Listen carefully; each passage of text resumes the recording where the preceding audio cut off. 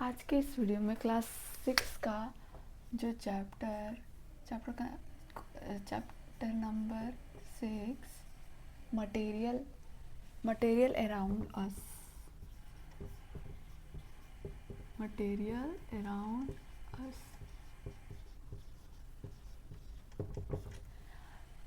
Class 6 का है और चैप्टर नंबर भी 6 है। तो मटेरियल अराउंड अस होता क्या है? मटेरियल अराउंड अस का मतलब क्या है? मटेरियल मतलब कोई थिंग्स, कोई वस्तु, कोई ऑब्जेक्ट हमारे चारों तरफ। अराउंड का मतलब हमारे, अस का मतलब हमारे चारों तरफ। तो मटेरियल का मतलब क्या होता है? यहाँ पे पहला टॉपिक जो दिया हुआ है, observing object around us. Observing object, material का भी मतलब क्या होता है? Object, things. तो हम लोग क्या कर रहे हैं, जो इसमें पहला टॉपिक ऑब्जर्व करने बोल रहा है कि ऑब्जर्व करो हमारे आसपास, हमारे चारों तरफ जो मटेरियल है, कोई ऑब्जेक्ट है, उसको ऑब्जर्व करो। तो ऑब्जर्विंग ऑब्जेक्ट्स अराउंड अस।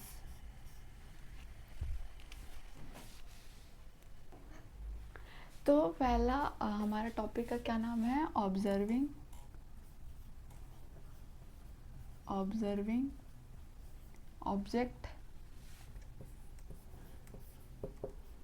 ऑब्जेक्ट्स अराउंड अस।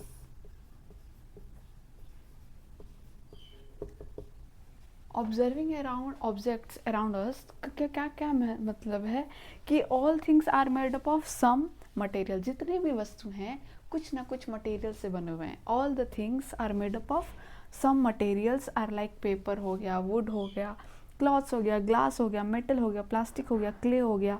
ये सारे चीज़, कुछ भी कोई भी मटेरियल हो तो ये चीज़, ये वस्तु कहीं यूज़ करके ये क्या मतलब एक मटेरियल बनता है। तो any substance that is use to create an object, कोई भी सब्सटेंस हो जो कि एक ऑब्जेक्ट बनाने में, एक ऑब्जेक्ट को क्रिएट करने में मदद करे, उसको हम क्या कहेंगे? उसको क्या हम रेफर करेंगे कि वो क्या है? हमारा मटेरियल है। कोई भी ऑब्जेक्ट, यदि ये कपड़े हैं तो इसमें फाइबर लगा हुआ होगा, फैब्रिक लगा हुआ, तो ये भी क्या है? ये भी हमारा एक मटेरियल है। ठीक है। अब पेपर ही बना है तो वो एक लकड़ी से, बोला जाता है कि लकड़ी से पेपर बनता है, तो वो भी क्या है? एक मटेरियल तो है, वो भी एक मटेरियल है। तो all things are made up of some material like a paper, wood, clothes, glass, metal, plastic, clay and on so on. Anything that is use to create an object is refer to as a, क्या उसको refer करेंगे? Material refer करेंगे। ऑल things are made up of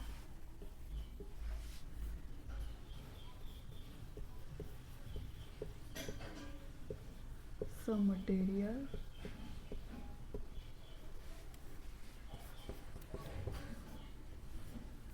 like a paper, wood, cloth,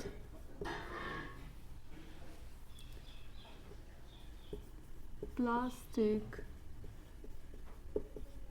glass, metal and clay and so on. So any substance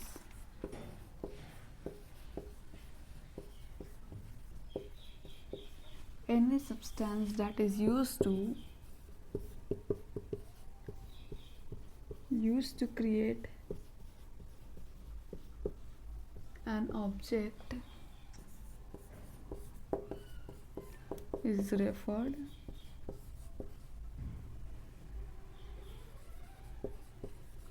to as a material. इसको क्या हम refer करेंगे कि वो क्या है? मटेरियल है।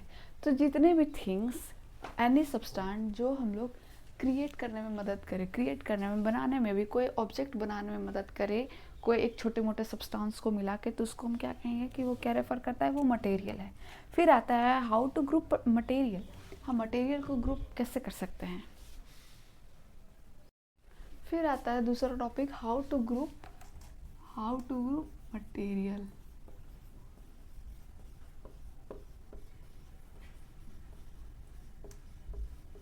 मटेरियल को कैसे हम ग्रुप कर सकते हैं? ठीक है।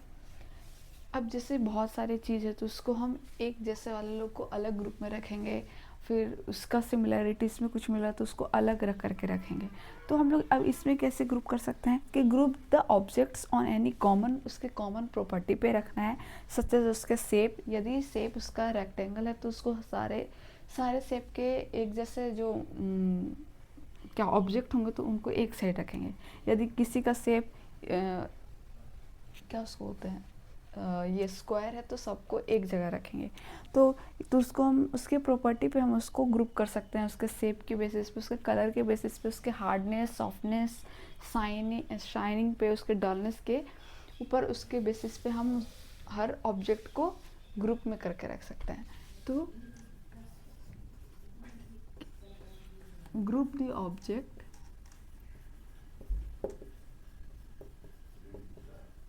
on any common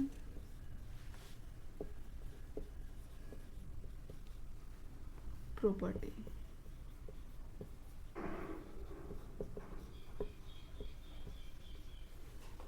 such as shape हो गया,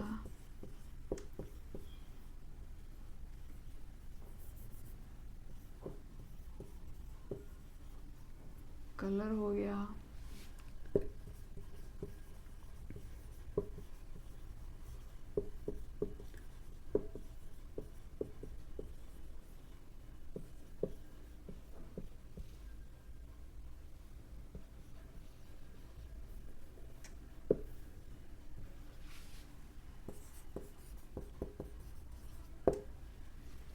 ये सब के बेसिस पे इनको हम ग्रुप कर सकते हैं। फिर आता है the method of arranging the objects.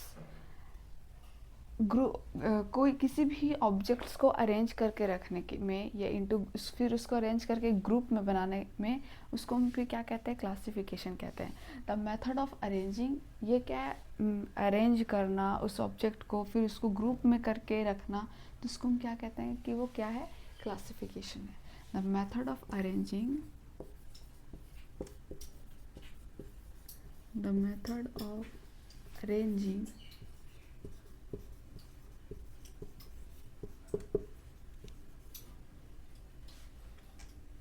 the objects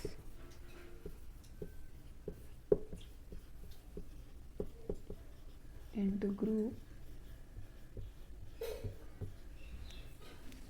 is called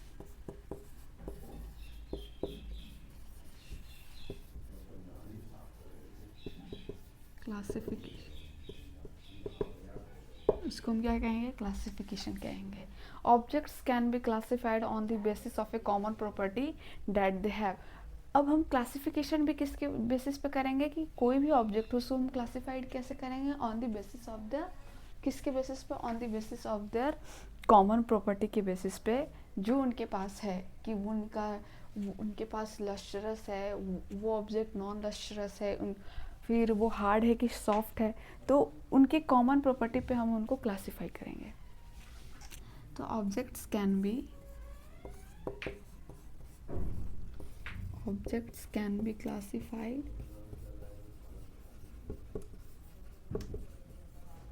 on the basis of a common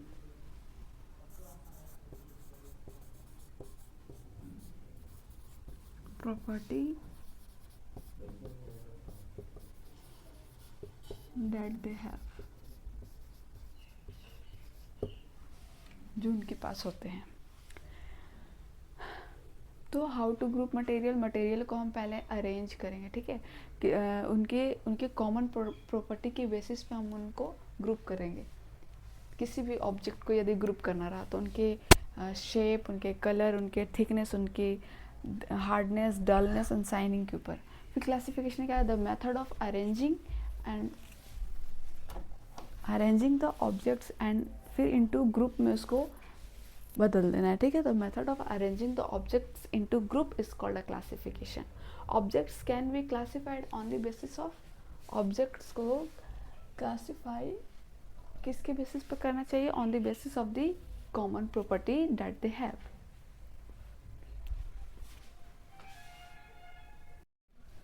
फिर इसका थर्ड टॉपिक आता है which is what are the different properties of the material. Different मतलब डिफरेंट अलग अलग प्रॉपर्टीज़ के बारे में पूछ रहा है। किसी भी एक मटेरियल की बात करें तो अलग अलग हर एक चीज़ बना हुआ तो उसके अंदर फीचर्स तो होंगे ही, उसके अंदर प्रॉपर्टी तो होगा ही। तो यही बोल रहा है कि what are the different properties, what are the different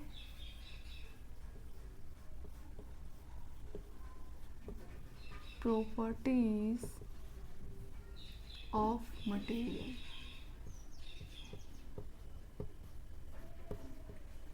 ठीक है, तो पहला इसका जो प्रॉपर्टी आता है, observe and identify the appearance of material.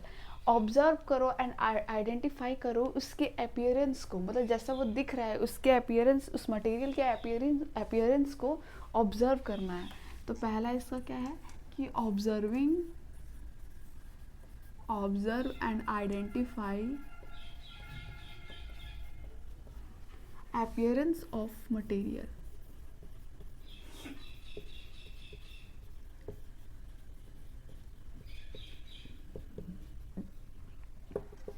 तो ये किस अपीयरेंस की बात करें कि उसके उस मटेरियल में क्या शाइनिंग है, उस मटेरियल में क्या नॉन शाइनिंग है। नॉन शाइनिंग का मतलब होता है नॉन लस्ट्रस है।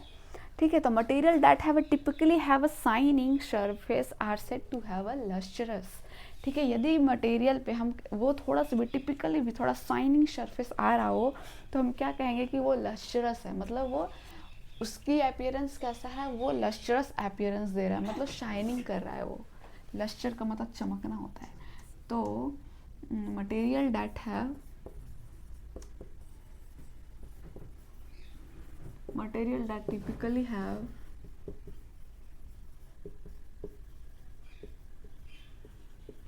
shiny surface are said to have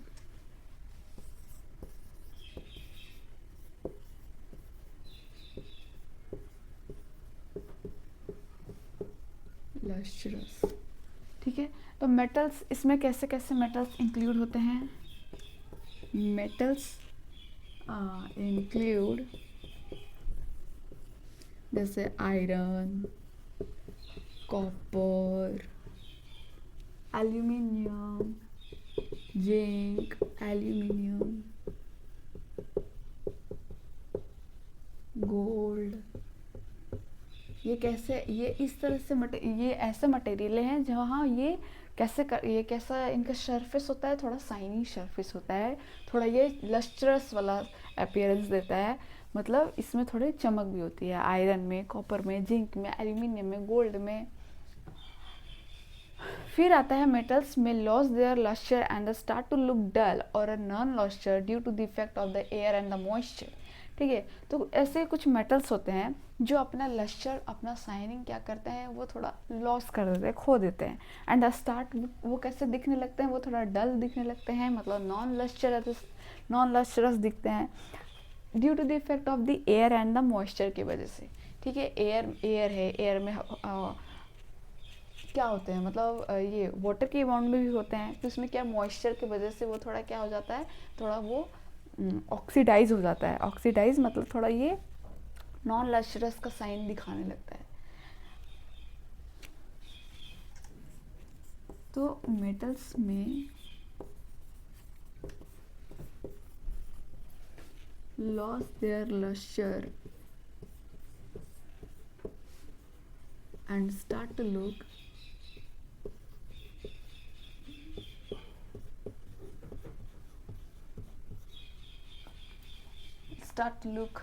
dull or non-luster due to the effect of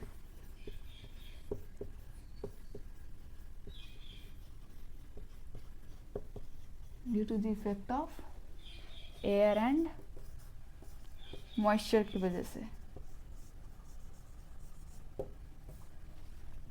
तो मेटल है may lose their lustrous and start to look dull and और non lustre due to the effect of the किसके effect की वजह से, air और moisture होने की वजह से।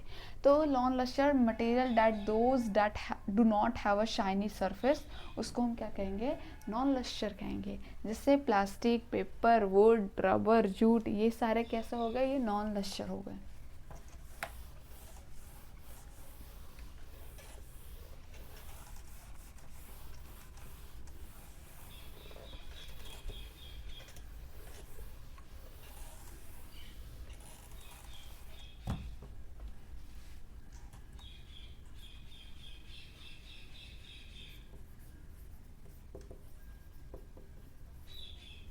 Material are those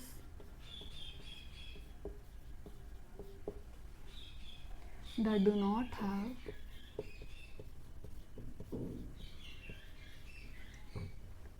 a shiny surface.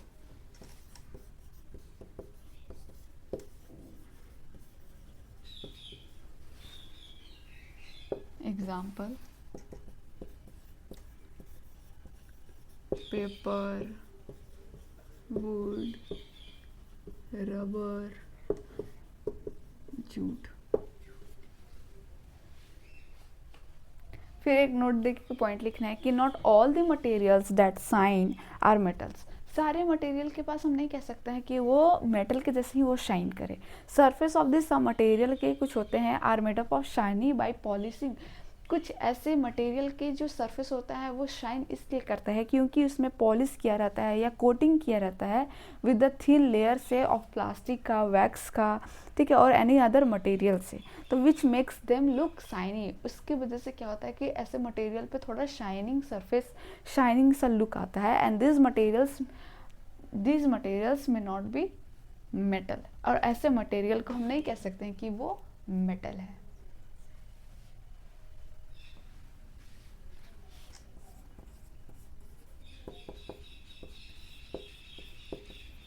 Not all the materials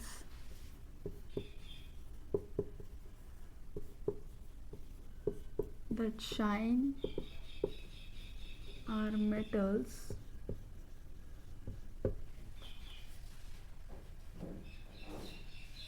Surface of this material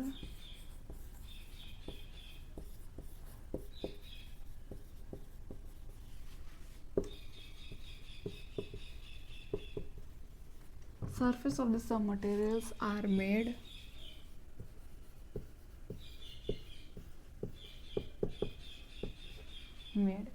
shiny by polishing,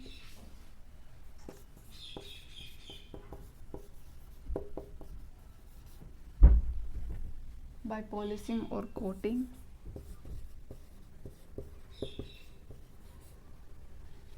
them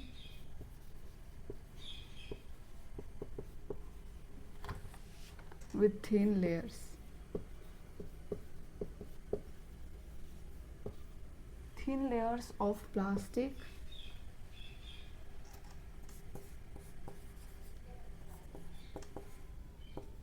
wax, or any other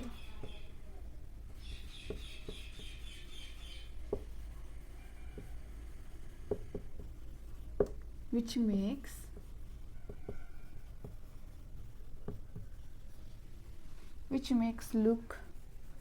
them look shiny.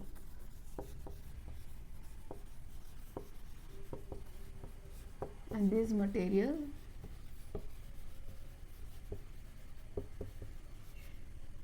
may not be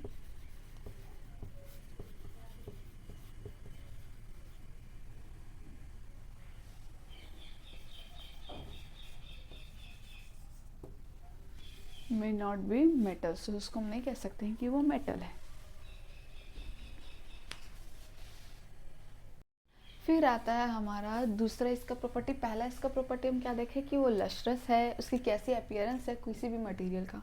अब हम दूसरा प्रॉपर्टी देखेंगे कि which materials are hard and soft के बारे में हम difference जानेंगे, ठीक है।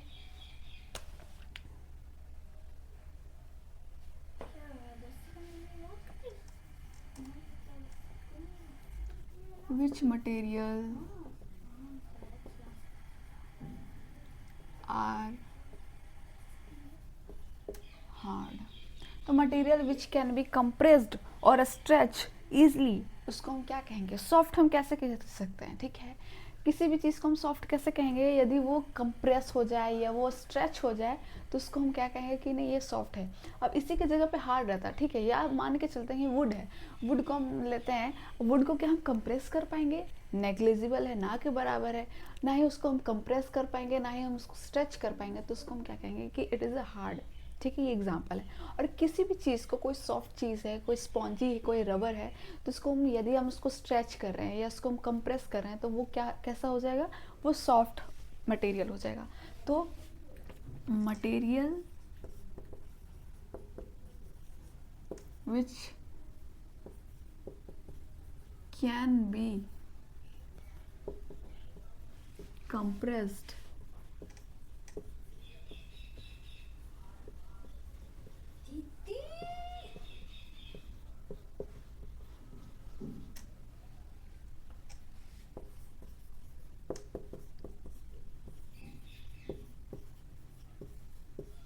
इसको हम क्या कहेंगे? Soft. Material which are difficult to compress और scratch are hard.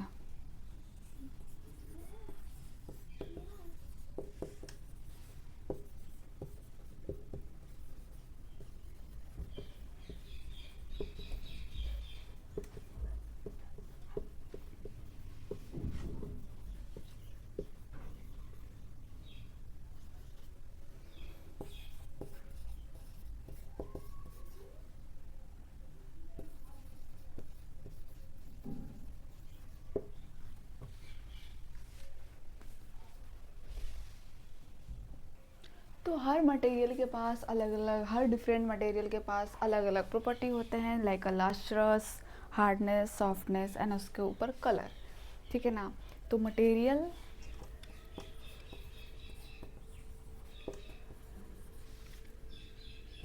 Can have difficult property, मतलब डिफरेंट प्रॉपर्टी,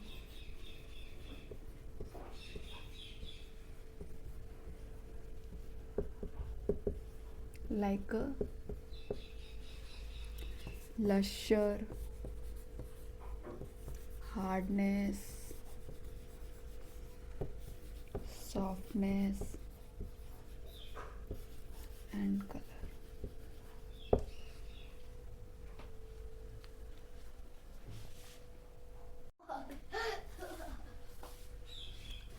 अब हम लोग तीसरे की प्रॉपर्टी पे आते हैं कि explore the material.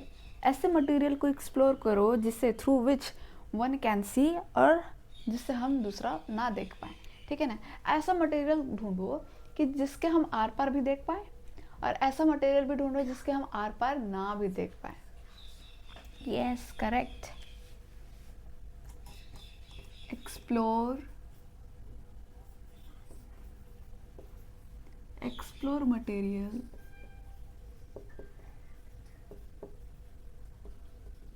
through which one can see or cannot see. ठीक है, तो पहला इसमें आता है which is a transparent. Transparent का मतलब क्या है? The material through which things can be seen clearly are called transparent. जैसे हम ग्लास की बात करें, ग्लास के हम आर पार भी देख सकते हैं, तो जो ग्लास है तो उसको हम क्या कहेंगे? ग्लास कैसा सब्सटेंस है? ट्रांसपेरेंट है। ठीक है, क्यों ट्रांसपेरेंट? इसलिए है कि जो मटेरियल, जो वो ऐसा मटेरियल है जिसके हम क्लियरली आर पार देख पाए। पकड़े?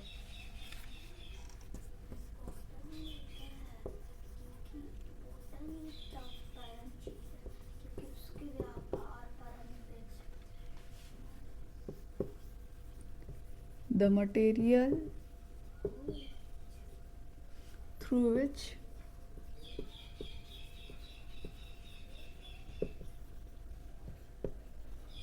things can be seen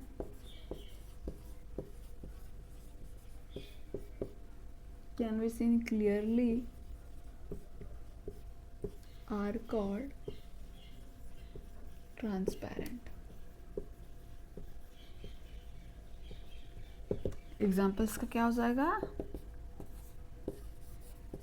glass. फिर दूसरा आता है which is a opaque object. Opaque object का मतलब क्या है, there are many materials through which you are not able to see at all. ऐसा मटेरियल जिसके तुम हम आर पार हम कभी देख ही नहीं पाए हों, देख ही नहीं पाएंगे। यदि हम गेट की बात करें, ठीक है, घर वाले गेट का, तो वो किस चीज़ का बना हुआ है, वुड का बना हुआ है। क्या वुड के हम आर पार देख पाएंगे? नहीं। तो ऐसे ऐसे ऐसे चीज़ को हम क्या बोलेंगे, विच is a opaque object. Bottle हो गया, फिर क्लॉथ्स हो गया, क्लॉथ्स के भी उधर आर पार हम नहीं देख पाएंगे। बोर्ड हो गया, उसके आर पार हम लोग नहीं देख पाएंगे हैं। POT पॉट ही हो गया, तो उसको भी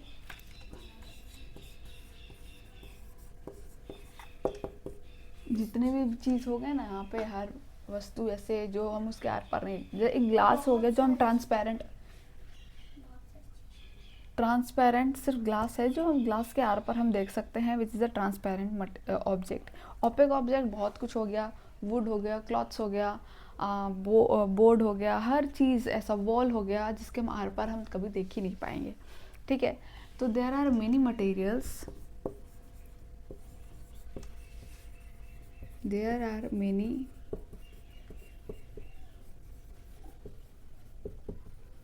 materials through which you are not able to see at all.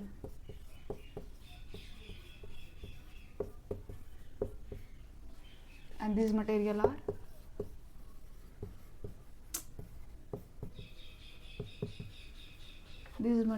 are called, क्या कहेंगे, ओपेक कहेंगे। एग्जाम्पल, वुड हो गया, कार्डबोर्ड हो गया,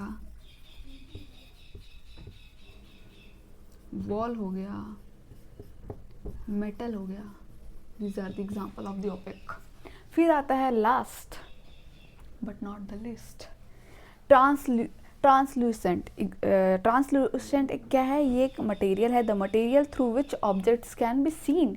हम उसको देख पाएंगे लेकिन बट नॉट अ क्लियरली, ठीक है, उसको हम क्लियरली हम नहीं देख पाएंगे, उसको हम ट्रांसलूसेंट कहते हैं। जैसे बटर पेपर हो गया, फ्रॉस्टेड ग्लास हो गया, ये सब कैसा हो गया, ये ट्रांसलूसेंट, ट्रांसलूसेंट का ये क्या बोलते हैं उसको, प्रॉपर्टी है कि ट्रांसलूसेंट का मतलब है कि ऐसा मटेरियल जिससे हम उसके आर पार देख पाएंगे बट नॉट अ क्लियरली। किसी भी ऑब्जेक्ट को यदि उसके आर पार देखना हो ना तो हम उसको क्लियरली नहीं देख पाएंगे, तो उसको हम कहते हैं translucent.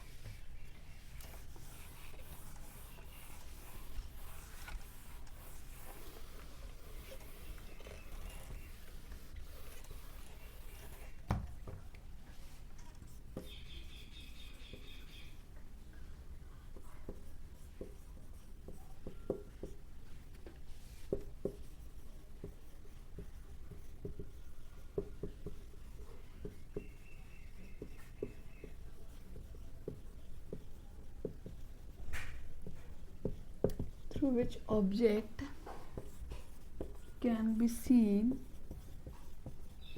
but not a clear,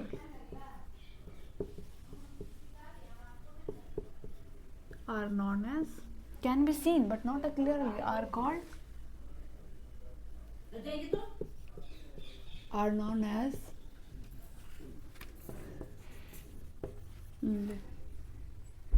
translucent. Example, butter paper and frosted glass. These are the example of the translucent object. फिर आता है कि अब यहाँ पे चौथे प्रॉपर्टी का बात आता है कि what is a soluble in water and what is not. ऐसा कौन सा सब्सटेंस है जो कि पानी में जाके वो सॉल्यूबल हो जाए, मतलब वो मिल जाए, और ऐसा कौन सा सब्सटेंस होता है जो पानी में जाके नहीं मिलता है। ठीक है, अब हम ऐसे सब्सटेंस के बारे में बात करेंगे कि what is soluble, what is soluble in water, soluble in water, and what is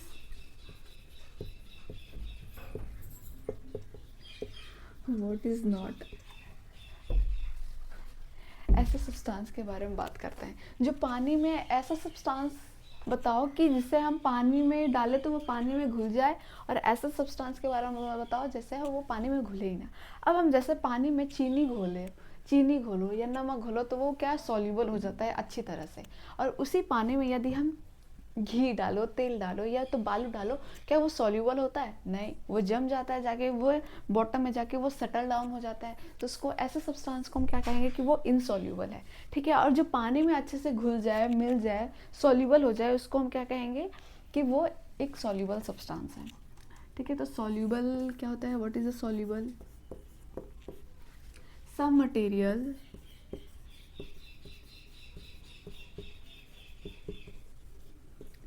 completely disappear, मतलब छिप जाना। Disappear when mixed in water, ठीक है। This material dissolve in water.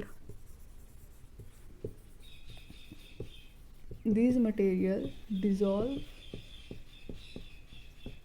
in water.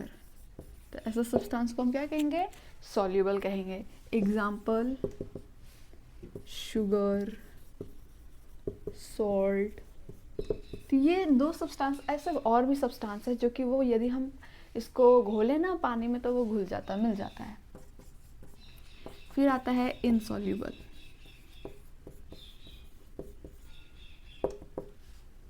Some material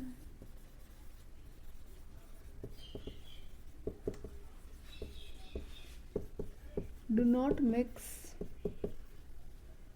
with water, वो पानी के साथ नहीं मिलता है एंड डू नॉट डिसअपियर,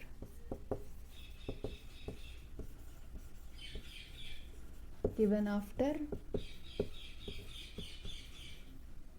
विस्टियर, मतलब उसको मिलाने के बाद भी वो मिलता नहीं है, ठीक है।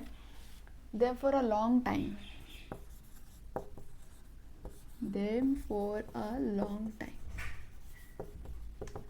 तो मटेरियल आर, ऐसे मटेरियल को हम कहेंगे, क्या कहेंगे कि material are insoluble in water.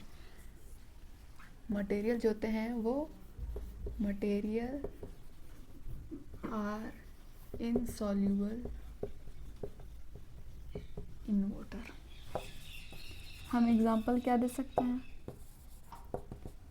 Oil हो गया, घी हो गया, सैंड हो गया, ठीक है। ये ऐसे सब्सटेंस है जो ये पानी के मिलाने के बावजूद में भी ये घुलता नहीं है, मिलता नहीं है।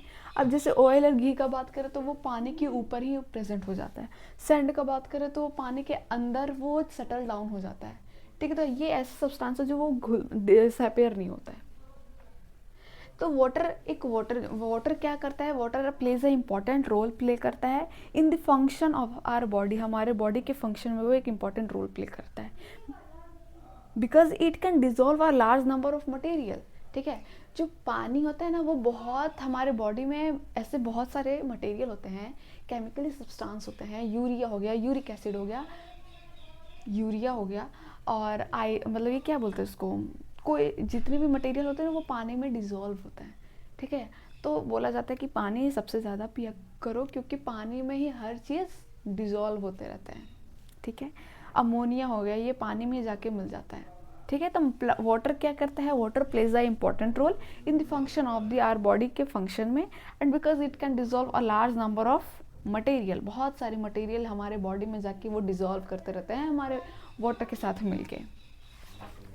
फिर आता है हाउ हैवी और लाइट। हम कैसे पता कर सकते हैं? ऑफ कोर्स उसके मास के वजन से, ठीक है, मतलब मास के दौरान से तो उसको हम बता सकते हैं कि ये इतना हैवी है। तो any object which is heavier और lighter can be a measure in the term of the property called, उसको हम क्या कहेंगे? मास कहेंगे। यदि उस ऑब्जेक्ट का मास ज़्यादा है, ठीक है, यदि हम कहेंगे ये ऑब्जेक्ट ना ज़्यादा भारी है, ज़्यादा भारी का क्या कहने का मतलब है कि ये ज़्यादा भारी इसलिए है क्योंकि इसके अंदर मास बहुत ज़्यादा है। अब यदि हम किसी और ऑब्जेक्ट की बात करें, नहीं ये बहुत हल्का है, क्यों? क्योंकि इसका मास बहुत कम है। तो हम मास को हम मास ऐसा एक टर्म है जिसको हम हैवियर और लाइटर को मेज़र करने में ये काम आता है। तो अब मास का यूनिट क्या होता है? केजी, केजी में तो लेते हैं हम लोग। तो और केजी क्या करता है? किसी भी चीज़ को हम लोग मतलब मेज़र करने में मदद करता है। 1 केजी 2 केजी, तो ये क्या है? एक वेट इसमें बताता है।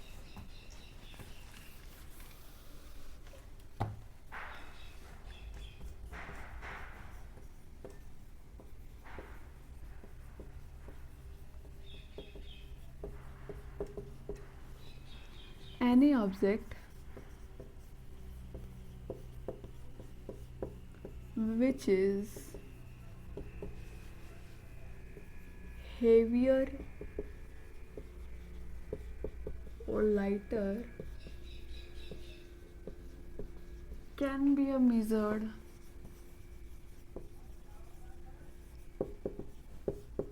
in terms of a property called मास कहेंगे, ठीक है। और फिर एक वॉल्यूम भी आता है इसमें। What is a volume?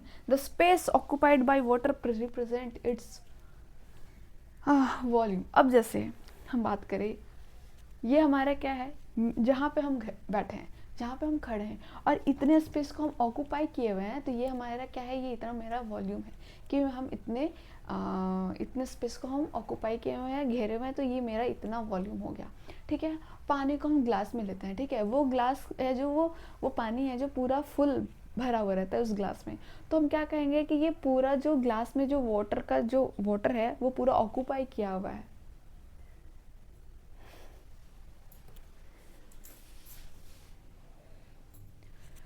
तो हम वॉल्यूम का बात करें तो वॉल्यूम क्या कहना चाहता है कि जितना ग्लास ऑफ इस एक ग्लास में वो पूरा पानी भरा हो, तो वो पानी क्या कर रहा है? वो उतने ग्लास का वॉल्यूम को वो ऑक्यूपाई किया हुआ है। तो वॉल्यूम का क्या मतलब है? तो the space occupied by water, वो क्या रिप्रेजेंट करता है? रिप्रेजेंट इट्स, कि वो इतने वॉल्यूम वो ऑक्यूपाई किया हुआ है। अब हम बात करें कि मैटर होता क्या है? Matter, what is a matter? Matter anything that occupies the space. कोई भी मटेरियल वो एक स्पेस को ऑक्यूपाई किया हुआ है, घेरा हुआ है, एंड हैव अ मास, उसके पास मास है, तो हम उसको क्या कहेंगे? मैटर। अब जैसे यही हमारा एक ऑब्जेक्ट है, ठीक है, ये मार्कर मेरा क्या है? ऑब्जेक्ट है। अब हम इसको अपने हाथ पे रखें, तो ये क्या कर रहा है कि इसका ये जो मटेरियल है, ये मेरे हाथ को इतना स्पेस वो ऑक्यूपाई किया हुआ है, मतलब ये इसका इतना वॉल्यूम है, और इसके अंदर क्या है? मास होगा। तो तभी तो हम इसके वेट, इसके हैवियर और लाइटर बता रहे हैं कि ये कितना हल्का है, कितना भारी है। तो ये क्या है कि इसका मास एंड वॉल्यूम किसी भी ऑब्जेक्ट का यदि हम बता रहे हैं कि उसके पास that have occupy the space and have a mass is called a matter. उसको हम क्या कहेंगे? मैटर कहेंगे। तो मैटर हमारा क्या हुआ? Matter anything that occupies space and has mass is called matter। क्या होगा? ये मैटर